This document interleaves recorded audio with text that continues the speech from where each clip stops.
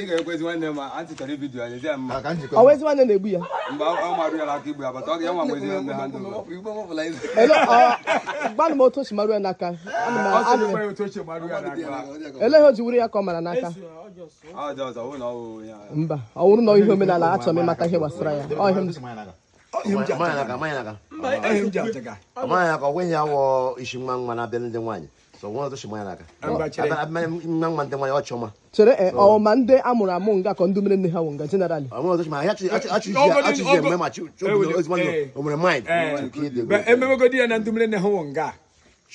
Mba like ememe ndị nwa nwa ugbe a ga-eme ya generally ma ndị mere nne ha wonga ma ndeke wu ndeke. Ndeke amụrụ nga eso ha na nwa nga. Like ewepụta ihe ụmụ nwa onye amụrụ nga eso ha na ya. O nwere ke ya wụrụ nwaanyị ewuliwe ya wụrụ nwaanyị aya oge eketa oke na ukwu anọ ọmụ ada.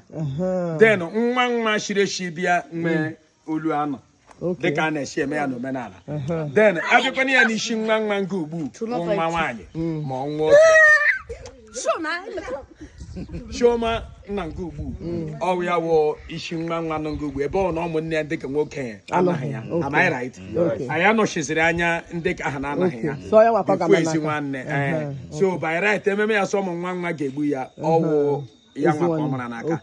But ọ dịkwana ihe ọ na-anya egbuge nke ugbu awụ ha na eji eme ihe omenala ọwụ a na-egbuge na Obiọma. Obiọma ọ ha na-egbuge. Anyị gbutake ndị nwa nwete ka ha nye egbukwe n'ịgbasa. Ndị anyị lụtara lụta eweta ekpe gbukwasa. Maka anyị nwere ndị alụrụ ala dị akwa na nka.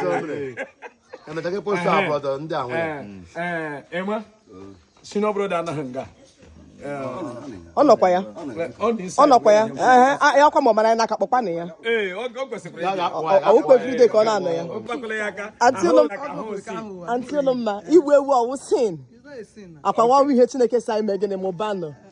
Rise, kill and eat. Exactly. Otako. Ọ gị ubudo anyị nọ n'ụlọ ya. Isi ihe mfu efuru dịka omenala Igbo si edere. So ọ gị ubudo anyị nọ n'ụlọ ya. Here we anya otono to shara emma igbu ya na hey Obiọma